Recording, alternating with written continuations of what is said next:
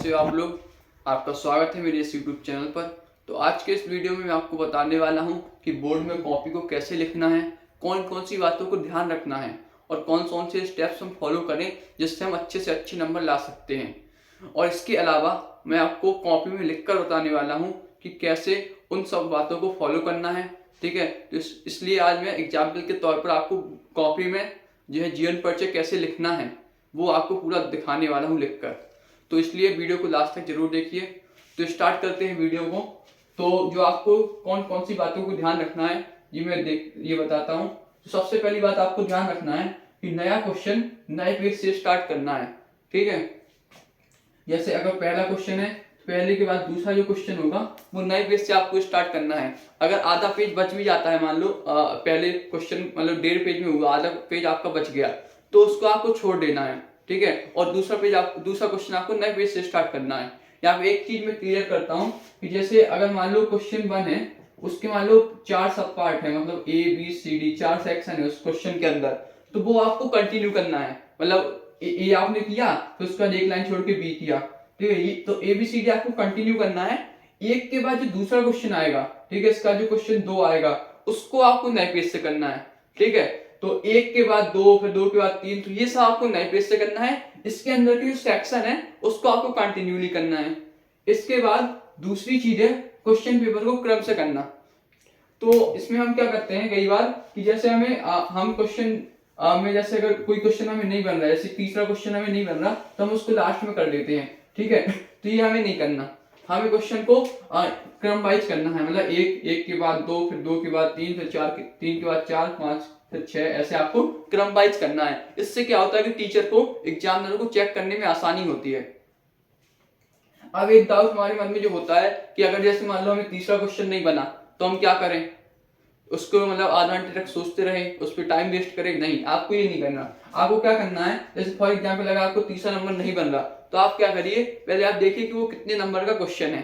ठीक है, उस हिसाब से उसके लिए आधा पेज, 4 लाइन, 1 पेज जगह छोड़ दीजिए। जितने नंबर का क्वेश्चन हो उस हिसाब से आप एक अराउंड मतलब आधा पेज का होगा, या 3 नंबर का है तो आधा पेज लिखोगे, या उसके आसपास के क्वेश्चन कितने पेज के आपने लिखे उस हिसाब से आप जगह छोड़ दीजिए। और उस क्वेश्चन को आप या तो कॉपी के पीछे कहीं लिख लीजिए, या मतलब पेपर में आप टिक कर लीजिए, या हाथ में लिख लीजिए, कहीं पे लिख लीजिए कि मतलब जिससे आपको याद रहे कि जब आप पूरा पेपर कर लें तो आपको याद रहे कि हाँ ये क्वेश्चन अभी हमने नहीं किया, तो वो हमें करना है जिससे छूट ना जाए। ठीक है, तो आपको क्या करना है, उसके लिए वहीं पे जगह छोड़ देनी है। जैसे अगर इंग्लिश है तो इंग्लिश में आर्टिकल और लेटर आपका दूसरा और तीसरा नंबर का दूसरा और तीसरा क्वेश्चन होता है, तो आपको क्या करना है, लेटर के लिए 1 पेज, आर्टिकल के लिए 2 से 3 पेज आपको छोड़ देने हैं स्टार्टिंग में, और उसको करना आपको एंड में है। जिससे जब आप सबमिट करोगे, मतलब जब एग्जामिनर आपकी कॉपी चेक करेगा तो उसके लिए वह सीरियल वाइज होगा, वो क्रम से मतलब वो आपके हर क्वेश्चन क्रम से है। आपने हालांकि आर्टिकल बाद में किया है लेकिन है वो क्रम से। तो इसलिए जो भी क्वेश्चन ना बने, या जो भी मतलब जैसे आर्टिकल है, लेटर है, ठीक है, तो उसको आप जो है लास्ट में करिए, लेकिन उसके लिए जगह आप स्टार्टिंग में क्वेश्चन के हिसाब से छोड़ दीजिए। ठीक है, इसके बाद तीसरा जो इंपॉर्टेंट चीज है वो ये है कि आपके जो इंपॉर्टेंट वर्ड्स हैं और कीवर्ड्स हैं उसको अंडरलाइन कर दीजिए या ब्लैक पेन से लिख दीजिए। ठीक है, जैसे अगर कोई क्वेश्चन है थ्योरिकल, जैसे निबंध लिख रहे हो आप, आर्टिकल लिख रहे हो, ठीक है, या फिर आप जैसे जीवन परिचय लिख रहे हो, कहानी लिख रहे हो, ठीक है, या जैसे फिजिक्स केमिस्ट्री में आप कोई थ्योरिकल क्वेश्चन लिख रहे हो, ठीक है, फिल्में वगैरह लिख रहे हो, तो उसमें जो जो भी इंपॉर्टेंट वर्ड्स हो, कीवर्ड्स हो, मतलब जो जिससे वो उस जो क्वेश्चन है उसका इंपॉर्टेंस, मतलब जैसे कोई क्वेश्चन है तो उसके आप जो है जो मेन परिभाषा होती है वो 3-4 वर्ड्स की होती है, इंपॉर्टेंट वर्ड्स होते हैं, तो उसको आप अंडरलाइन कर दीजिए या फिर आप ब्लैक पेन से लिख दीजिए। ठीक है, और इसको अप्लाई कैसे करना है इसको मैं अभी कॉपी में आपको लिख के दिखाऊंगा। ठीक है, तो आप उसमें देख सकते हैं। इसके बाद आपको क्या करना है, कोई भी क्वेश्चन नहीं छोड़ना। ठीक है, नॉर्मली हम क्या कर देते हैं कि कभी कभी जैसे हमें कोई क्वेश्चन नहीं बन रहा तो हम उस क्वेश्चन को छोड़ देते हैं, कुछ लिखते ही नहीं है। तो आपको उसको ब्लैंक नहीं छोड़ना, आपको कुछ ना कुछ लिख के जरूर जाना है। ठीक है, दूसरा क्वेश्चन कर दीजिए उसकी जगह। ठीक है, तो आपको जो है कोई भी क्वेश्चन छोड़ना नहीं है, खाली कुछ ना कुछ जरूर लिखना है। इसके बाद 5वीं चीज है टाइम मैनेजमेंट। टाइम मैनेजमेंट मतलब क्या है कि आपको जो है आपको अपने टाइम को इस तरीके से डिवाइड करना है कि आपको जो है 2:45 यानी कि 2.75 घंटे में आपका पूरा पेपर हो जाए, और लास्ट की आपको 20 मिनट जो है 20 से 25 मिनट रीचेक के लिए कि कोई क्वेश्चन छूट तो नहीं गया, कोई क्वेश्चन नहीं बना तो उसको आप कर लीजिए, ठीक है। इसमें आपको अपने 20 मिनट, लास्ट के 20 मिनट यूज करने हैं, ठीक है। तो आप क्या करिए कि आप घड़ी पहन के जाइए नंबर 1 बोर्ड एग्जाम में, और घड़ी पहन के जाइए, और कोई भी सिंपल सी स्मार्ट वॉच नहीं पहनना। इसके बाद आप जो है अपने जैसे कोई पेपर है, जैसे उसमें मान लो 15 क्वेश्चन है, 10 क्वेश्चन, 15 क्वेश्चन है, ठीक है। तो आप अपने हिसाब से एक एक घंटे में उसको डिवाइड कर लीजिए कि मुझे पहले एक घंटे में इस क्वेश्चन तक करना है। जैसे अगर मैं हिंदी के पेपर की बात करूं तो आप ये डिसाइड कर सकते हैं कि मुझे पहले एक घंटे तक पहली मतलब ये जो जीवन परिचय 2 आते हैं तो मुझे गद्य के जीवन परिचय कंप्लीट कर देना है। अगले एक घंटे में मुझे जैसे अगले एक घंटे में मुझे संस्कृत पद्यांश या व्याकरण कंप्लीट कर देनी है, और लास्ट के 45 मिनट में मुझे निबंध लिखना है, आवेदन पत्र लिखना है, रचना अलंकार लिखना है। तो इस तरह से आप जो है अपने टाइम को डिवाइड कर लीजिए 3 पोर्शन में, 1 घंटा, 2 घंटा, पहला 1 घंटा, फिर उसके बाद का 1 घंटा, उसके बाद का 45 मिनट कि आपको कौन से इस घंटे में आपको कितना पोर्शन करना है, इस घंटे में आपको कितना पोर्शन करना है। तो ये आप जो हर सब्जेक्ट के लिए पहले से तय कर लीजिए, ठीक है। इसके अलावा जैसे अगर आप मान लो पेपर कर रहे हो और आपको मान लो आप देख लीजिए घड़ी से कि जैसे मान लो आप 10 मिनट पीछे चल रहे हैं, ठीक है। आपको मतलब 1 घंटे के बाद आपको तय किया था कि मुझे क्वेश्चन नंबर 5 तक पहुंचना है, और आप क्वेश्चन नंबर 4 तक पहुंचे, तो उस हिसाब से आप थोड़ी अपनी स्पीड तेज करिए, ठीक है। बाकी की जो क्वेश्चन है उनमें थोड़ा कम लिखिए, ठीक है। तो उस हिसाब से आपको अपना टाइम मैनेजमेंट करना है जिससे आपको कोई क्वेश्चन छूट ना पाए। और लास्ट के जो 20 मिनट हैं वो इंपॉर्टेंट आपको जो है रीचेक के लिए 15 से 20 मिनट कि कोई क्वेश्चन छूट तो नहीं गया, ठीक है। अगर कोई क्वेश्चन नहीं बना है तो उसको बना के लिखना है। इस सब के लिए आपको 15 से 20 मिनट जो है लास्ट में बचा के रखनी है, ठीक है। तो ये सब कुछ चीजें हैं जो आपको फॉलो करनी है कॉपी लिखते वक्त। इसके अलावा और जो है आपको कॉपी में कैसे लिखना है जीवन परिचय, तो उसके लिए मैं बोर्ड कॉपी में कैसे मैंने लिखा है, तो कैसे उसमें क्या क्या बातें ध्यान रखनी है, जो ये बातें हैं उसको कैसे फॉलो करना है, वो चलिए देखते हैं। तो चूँकि मेरे पास मैं भी बिट्स फुलानी से बीटेक कर रहा हूँ, तो मैं भी अपने घर पर नहीं हूँ, हॉस्टल में हूँ, तो बोर्ड की कॉपी तो मैं अरेंज नहीं कर सकता। लेकिन अगर आप इसकी साइज देखेंगे तो लगभग ऐसी साइज की आपकी बोर्ड की कॉपी होती है, ठीक है। उसमें लाइन होती है और इसमें लाइन नहीं है, बस डिफरेंस इतना है। तो अगर देखेंगे कैसे लिखना है तो मैं जीवन परिचय का एक सैंपल दिखा रहा हूँ। तो आपको सबसे पहले क्या करना है, ब्लैक स्केच से आप प्रश्न नंबर डाल देना है। जैसे जीवन परिचय आपका 5वें नंबर का होता है प्रश्न, तो प्रश्न नंबर 5 और ब्लैक स्केच से डाल देना है, ठीक है। इसके बाद अगली लाइन पे आपको उत्तर 5 का जो सेक्शन होता है, ठीक है, उत्तर 5 और फिर जो सेक्शन नंबर है, 2 जीवन परिचय आते हैं का और खा, गद्य और पद्य का, उसको डाल देना है। ये आपको ब्लू स्केच से डालना है। इसके बाद आपको जो है इसके नीचे आप जो है ऐसी 2 लाइन खींच सकते हैं, ठीक है। जैसे अगर ये ब्लू स्केच से खींचिए तो आप ये ब्लैक स्केच से खींच दीजिए। इसके बाद एक लाइन छोड़ के आपको लेखक है, जो भी लेखक का है उसका नाम लिख देना। जैसे मैं यहाँ पे हजारी प्रसाद द्विवेदी का मैंने यहाँ पे लिखा है, तो आचार्य हजारी प्रसाद द्विवेदी का जीवन परिचय, ये आपको पूरा ब्लैक स्केच से लिखना है, ठीक है। और इसके नीचे आप जो है अब जो ये आपके ऊपर है, जो आप जो इस टाइप की लाइन खींच सकते हैं नीचे इस टाइप की, ठीक है। इसके अलावा इससे स्टार्टिंग में आपको साइड में जो है 2 लाइन खींच देनी है, एक ब्लैक स्केच से और एक ब्लू स्केच से। अगर मान लीजिए बाद में से आपके पास टाइम कम बचा तो आप सिर्फ 1 लाइन खींचेंगे तो भी चलेगा, उसमें कोई प्रॉब्लम नहीं है। इसके बाद आपको क्या करना है, बीच में बॉक्स बना देना है एक, जिसमें आपको जैसे मैंने वीडियो में भी बताया था जीवन परिचय की, जन्म सन लिखना है, जन्म स्थान लिखना है, मृत्यु सन लिखना है। अगर पिता का नाम दिया गया है किताब में तो पिता का नाम लिख दीजिए। इसके अलावा जो सबसे इम्पॉर्टेंट है वो है युग, कि वो कौन से युग के थे, तो आपको किताब में दिया होगा।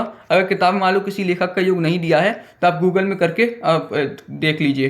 तो युग आपको लिखना है सबसे इम्पोर्टेंट, ठीक है। इसके बाद आपको अगर कोई मान लो सम्मान से उन्हें सम्मानित किया गया है, जैसे पद्म भूषण की उपाधि से हजारी प्रसाद द्विवेदी को सम्मानित किया गया है, तो आपको वो लिख देना है। इसके अलावा जैसे अगर कोई कवि है जिसने कोई महाकाव्य लिखा है, जैसे जयशंकर प्रसाद है, तो आप लिख सकते हैं यहाँ पे महाकाव्य कामायनी, ठीक है। तो इतनी चीज़ें आपको इस बॉक्स में लिखनी है। इसके अलावा अगर आप चाहें इस बॉक्स को सेंटर में ना बना के साइड में भी बना सकते हैं, वो आप पे डिपेंड करता है, ठीक है। इसके बाद आपको यहाँ पे एक लाइन छोड़ के हेडिंग डालनी है जीवन परिचय। ये आपको काले पेन से ही डालनी है, क्योंकि जो है अगर आप इसको भी स्केच से डालेंगे तो चूँकि आपने ये सब चीज़ें स्केच से डाली हैं, इसको भी स्केच से डालेंगे तो थोड़ा सा अच्छा नहीं लगेगा। तो आपको क्या करना है, ये हेडिंग है वो आपको काले पेन से डालनी है। और इसके अलावा जैसे अगर बाकी क्वेश्चन आंसर में भी जो आपकी मेन हेडिंग है वो आप जो है उसको स्केच से डालिए, बाकी सब हेडिंग उसके टॉपिक के अंदर की हेडिंग, आंसर के अंदर की हेडिंग को आप काले पेन से डालिए, ठीक है। इसके अलावा इसके नीचे आप लाइन खींच दीजिए, ये लाइन आप स्केच से खींच दीजिए। इसके बाद आपको लिखना कैसे है, तो नॉर्मली हम क्या करते हैं कि हम सीधे लिखते हैं कि आचार्य हजारी प्रसाद द्विवेदी जी का जन्म इतने इतने में हुआ था, यहाँ से हम स्टार्ट करते हैं। लेकिन हमें स्टार्ट यहाँ से ना करके उसके पहले हमें क्या करना है जीवन परिचय में कि लेखक के कुछ विशेषण लगाना है। जैसे यहाँ पे मैंने लगाया है हिंदी के श्रेष्ठ निबंधकार, उपन्यासकार, आलोचक, भारतीय संस्कृति के युवीन व्याख्याता। इस तरीके के आपको 2-3 विशेषण लगाने हैं, इससे आपको एक अच्छा इम्पैक्ट पड़ता है एग्जामिनर पर। इसके बाद फिर आपको आचार्य हजारी प्रसाद द्विवेदी जी का जन्म वर्ष, अब जैसे सन है तो ये इंपॉर्टेंट है, तो जैसे मैंने बताया कि इसको काले पेन से लिखना है तो 1907 में। इसके बाद आपने जन्म स्थान को आपको काले पेन से लिखना है, ठीक है। अगर जैसे मान लो अब कोई इंपॉर्टेंट जैसी चीज़ है, जैसे यहाँ पे शुक्लोत्तर है, यहाँ पे पद्म भूषण है, तो उसको आप क्या कर सकते हो उसमें ब्रैकेट में बंद कर सकते हो, कॉमा, इन्वर्टेड कॉमा में, ठीक है। यहाँ पे दुबे का छपरा है, नामक ग्राम में हुआ था, इनके पिता का नाम, फिर आपने पिता के नाम को जो है काले पेन से लिखना है, तथा माता का नाम ज्योतिषमती था। इस तरह बालक हजारी प्रसाद द्विवेदी को संस्कृत और ज्योतिष, यहाँ पे इन 2 वर्ड्स को आप काले पेन से लिख सकते हो जो इंपॉर्टेंट वर्ड्स हैं, कि शिक्षा उत्तराधिकार में प्राप्त हुई। फिर सन 1930, तो इस सन को आपने काले पेन से लिख दिया। 1930 में इन्होंने विश्वविद्यालय का नाम अपने काले पेन से लिख दीजिए। काशी हिंदी विश्वविद्यालय से ज्योतिषाचार्य की उपाधि प्राप्त हुई, तो आप ज्योतिषाचार्य को काले पेन से लिख दीजिए। ये वर्ष 1940 से 1950 तक, तो आपको इन 2 को आप जो काले पेन से लिख दीजिए। शांति निकेतन में हिंदी भवन के इसके आगे निदेशक के रूप में रहे। अब जैसे मान लो आप फ्लो में लिख रहे हैं और जो है उसको आप जिसको आपने इंपॉर्टेंट वर्ड को आप काले पेन से नहीं लिख पाए, जैसे यहाँ पे निदेशक नहीं लिख पाए, तो आप क्या कर दीजिए, उसके ऊपर काले पेन से मत लिखिए, आप उसके नीचे अंडरलाइन कर दीजिए तो भी चल जाएगा। आप या तो अंडरलाइन कर दीजिए या काले पेन से लिख दीजिए, ठीक है। इसके बाद फिर आपको क्या करना है, जैसे आप अगर देखेंगे यहाँ पे लगातार 6-7 लाइनें होगी, 7-8 लाइनें हो गई, तो फिर उसके बाद आपको पैराग्राफ चेंज कर देना है, ठीक है। पैराग्राफ चेंज करने के बाद फिर आपको लिखना है सन 1949 में, यहाँ पे आपने सन को उसमें डाल दिया काले पेन से। लखनऊ विश्वविद्यालय, जैसे इसको मैं जिससे मान लो आपको फ्लो में आप लखनऊ विश्वविद्यालय को काले पेन से नहीं लिख पाए, फिर आपको याद आया इसको मैं काले पेन से लिख सकता था, तो आप क्या कीजिए, इसको अंडरलाइन कर दीजिए, ठीक है। इन्हें डी.लिट की उपाधि से सम्मानित किया सन। इसके अलावा जैसे आप यहाँ पे क्या कर सकते हो, यहाँ पे आप इन्वर्टेड कॉमा यूज कर सकते हो, ठीक है। सन 1950 ये मैं यहाँ पे मैं लगाना भूल गया, सन 1950 में ये काशी हिंदू विश्वविद्यालय, तो यहाँ पे जैसे मान लो आप भूल गए लिखना ब्लैक पेन से, तो आप अंडरलाइन का यूज कर दीजिए। काशी हिंदू विश्वविद्यालय के हिंदी विभाग के अध्यक्ष नियुक्त हुए, वर्ष 1960 से 1966 तक पंजाब विश्वविद्यालय चंडीगढ़ में हिंदी विभाग के अध्यक्ष रहे। तो इस तरीके से आपने मतलब आपको लिखना क्या है जीवन परिचय में, बेसिकली आपने जन्म लिख दिया, मृत्यु लिख दिया, माता का नाम लिख दिया, पिता का नाम लिख दिया, अगर बचपन में कौन कौन सी भाषा में अध्ययन किया ये लिख दीजिए, इसके अलावा कौन सी यूनिवर्सिटी में पढ़ा ये लिख दीजिए, और कौन सी यूनिवर्सिटी ने क्या क्या सम्मान दिया, जैसे यहाँ पे इन्होंने इसकी उपाधि से सम्मानित किया, और कौन से विभाग पर ये काम किया, कौन से विभाग के अध्यक्ष रहे, ये सब आपको लिखना है बेसिकली। फिर इसके बाद आपको निधन लिख देना है, मृत्यु का भी सन 1979 में इनका निधन हो गया। तो इतना आपको जीवन परिचय में लिखना है। फिर इसके बाद आपको क्या करना है, साहित्यिक परिचय हेडिंग डालनी है। फिर उसमें आपको जैसे इसमें लिखना है कि आधुनिक युग के गद्यकारों में जो लेखक का नाम है आचार्य हजारी प्रसाद द्विवेदी का महत्वपूर्ण स्थान है। डॉक्टर हजारी प्रसाद द्विवेदी की कृतियां हिंदी साहित्य की शाश्वत निधि हैं, और ये शाश्वत निधि तो इसको आप ब्लैक पेन से लिख दीजिए, ठीक है। इसके अलावा हिंदी साहित्य में इनके अमूल्य योगदान के लिए भारत सरकार ने इन्हें 1957 पद्म भूषण की उपाधि से सम्मान किया। अब जैसे पद्म भूषण है तो इसको आप ब्लैक पेन से भी लिख दीजिए और इन्वर्टेड कॉमा भी लगा दीजिए जिससे उन्हें अलग दिखे, ठीक है। सन को आप ब्लैक पेन से लिख दीजिए, आप चाहे तो भारत सरकार को भी ब्लैक पेन से लिख सकते हो, ठीक है। इसके बाद ये कई वर्षों तक नागरिक प्रचारणी पत्रिका के संपादक भी रहे। हिंदी साहित्य जगत में उन्हें एक विद्वान, समालोचक, निबंधकार एवं आत्मकथा लेखक के, यहाँ पे आप जो है 1-2 वर्ड और जोड़ सकते हैं, जैसे उपन्यासकार हुआ, ठीक है, लेखक के रूप में ख्याति प्राप्त है। वस्तुतः वे एक महान साहित्यकार थे, ठीक है। तो अगर आप देखेंगे बेसिकली तो जैसे गद्य के लिए आप जैसे ये जो पहली लाइन है, आधुनिक युग के गद्यकारों में इनका महत्वपूर्ण स्थान है, ठीक है। इसके अलावा यहाँ से लिखिए यहाँ तक हिंदी साहित्य जगत में इन्हें एक प्रसिद्ध के रूप में ख्याति प्राप्त हो और एक महान साहित्यकार थे। ये आप जो है जितने भी आपके जीवन परिचय हैं गद्य में, ये सब में यूज कर सकते हो, ये कॉमन लाइन है। आपको सिर्फ जो है नेम चेंज करना है और यहाँ पे 1-2 चेंज करने हैं। बाकी ये जो 2-3 लाइनें आप सब में लिख सकते हो, ठीक है। और बाकी आपको माइनर चेंज करना है यहाँ पे 2-3, जैसे कोई अवार्ड मिला है, किसके वो संपादक रहे, ठीक है, अध्यक्ष रहे, वो आपको ये 2-3 लाइनें यहाँ पे चेंज करनी है, बाकी आपको यहाँ सेम रखना है, ठीक है। इसके बाद आपको रचनाएं लिखनी है। तो रचनाएं मतलब आप जो है काले पेन से डाल सकते हैं हेडिंग, या फिर आप जो है स्केच से भी डाल सकते हैं इसको इसमें, क्योंकि ये जो है एक बहुत मतलब जीवन परिचय का एक इंपॉर्टेंट पार्ट है रचना। इसके बाद आपको लिखना है आचार्य हजारी प्रसाद द्विवेदी की प्रमुख रचनाएं निम्नलिखित हैं। ये आपकी जो एक लाइन है, ये आपकी जो सारे जीवन परिचय में कॉमन रहनी है कि इनकी प्रमुख रचनाएं निम्नलिखित हैं। फिर आपको क्या करना है, सेक्शन बना के रचनाएं लिखनी है। जैसे पहला सेक्शन यहाँ पे मैंने बनाया निबंध संग्रह, उसके बाद आप इसमें आप जो कुछ रचनाएं लिख दीजिए। जैसे आप मैंने 6 रचनाएं लिखी, अगर आपको मान लो 6 याद नहीं हो रही तो आप 3-4 लिख दीजिए, ठीक है। इसके बाद फिर अगला सेक्शन आलोचना साहित्य, तो उसमें आप जो है 3-4 रचना लिख दीजिए। जैसे अगर कोई कवि है इसकी कोई प्रमुख रचना है जो बहुत फेमस हो, जैसे कोई ऐसे जयशंकर प्रसाद जी कामायनी महाकाव्य बहुत फेमस है, तो आप उसको अंडरलाइन भी कर सकते हो रचना के अंदर, या काले पेन से लिख सकते हो, ठीक है। तो इस तरीके से आपको एक सेक्शन बनाने हैं, उसके अंदर 3-4 आपको जो है रचनाएं लिखनी है कम से कम, ठीक है। इसके बाद आपको फिर तीसरा सेक्शन इतिहास, फिर उसमें आपको हिंदी साहित्य की भूमिका, हिंदी साहित्य का आदिकाल, हिंदी साहित्य 2-3 रचनाएं लिखनी है। फिर इसके बाद उपन्यास है, बाणभट्ट की आत्मकथा, अनानदास का पूथा, चारुचंद्र लेख, पुनर्नमा। फिर इसके बाद अनुदित रचनाएं हैं, प्रवन चिंतामणि, प्रवन कोशलाल करें, मेरा बचपन, संपादन पृथ्वीराज आशु, संदेश शासक। अगर मान लो आपको ये 2 रचनाएं, मान लो ये नाम याद नहीं हो रहा, अनुदित रचना है, संपादन, तो आप क्या कर सकते हो, इसको आप अन्य रचनाओं में भी लिख सकते हो, ठीक है। अन्य रचनाएं डाल दीजिए और फिर उसके बाद 4-5 लिख लीजिए, ठीक है। इस तरीके से आपको जो है क्या करना है, 4 से 5 ऐसे सेक्शन बनाने हैं, उपन्यास, नाटक, कहानी, निबंध संग्रह, इतिहास, इन सब का, ठीक है। इस तरीके से आपको लिखना है, मतलब आपको ऐसा नहीं लिखना, मतलब मिक्स करके नहीं लिखना कि इकट्ठी आप 15-20 लिख दो, उससे भी ऐसा नहीं है, नंबर मिल जाएंगे, लेकिन मतलब इसमें ऐसा रहता है कि आपने सेक्शन वाइज जो है क्लियर कर दिया कि इसमें क्या निबंध संग्रह है, ठीक है, क्या आलोचना है, तो एक अच्छा इम्पैक्ट पड़ेगा, आपके नंबर नहीं कट सकते, ठीक है। तो आपको सेक्शन वाइज जो है इसमें डिवाइड करना है, ठीक है। अब जैसे अगर मैं बात करूं काव्य की, तो काव्य में क्या होता है कि ज़्यादातर ऐसे महादेव वर्मा हैं, तो उसमें से आपकी रचनाएं हैं वो ज़्यादातर काव्य की हैं, मतलब उसमें नाटक, कहानी ये सब नहीं है। तो आप क्या कीजिए, उसके लिए काव्य के लिए आप ऐसे ही डाल सकते हैं काव्य संग्रह, और यहाँ पे आप ऐसे डाल दीजिए 1, 2, 3, 4, 5, 6 ऐसे रचना लिख दीजिए, ठीक है। जिसमें मतलब सेक्शन ना हो, जैसे इसमें 5-6 सेक्शन है, कुछ लेखक ऐसे होंगे, कुछ कवि ऐसे होंगे सेक्शन नहीं होंगे, सिर्फ काव्य रचनाएं होंगी 10-12, तो उसको आप ऐसे लिख सकते हो।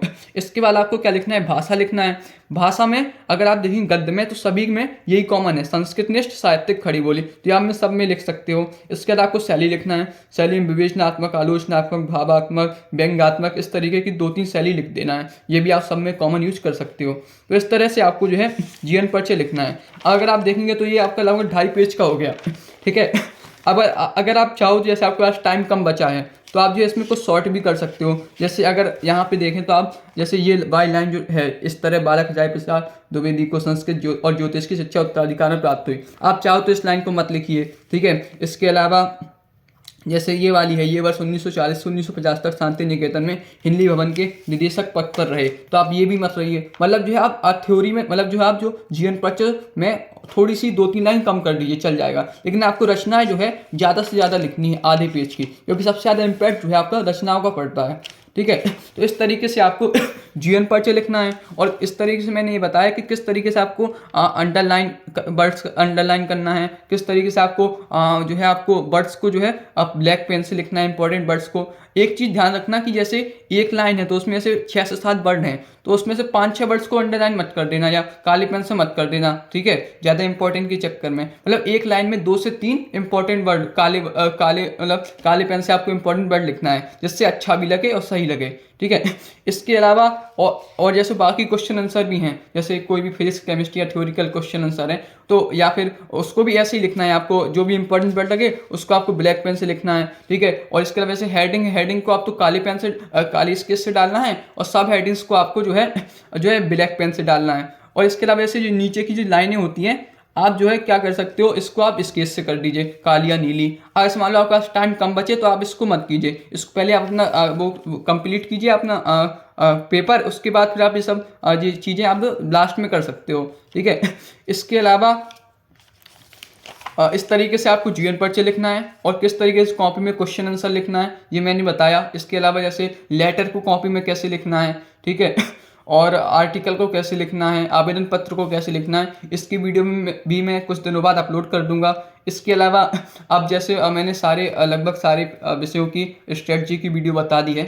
अब हर सब्जेक्ट के कौन कौन से इंपॉर्टेंट चैप्टर्स हैं, कौन कौन से इंपॉर्टेंट टॉपिक्स हैं, इंपॉर्टेंट डेरिवेशन हैं, ठीक है, उन सब की वीडियो में जल्दी अपलोड करूंगा। तो जुड़े रहिए। अगर वीडियो पसंद आई हो तो लाइक कीजिए, दोस्तों के साथ शेयर कीजिए, कोई भी डाउट हो तो कमेंट कीजिए। Thank you very much.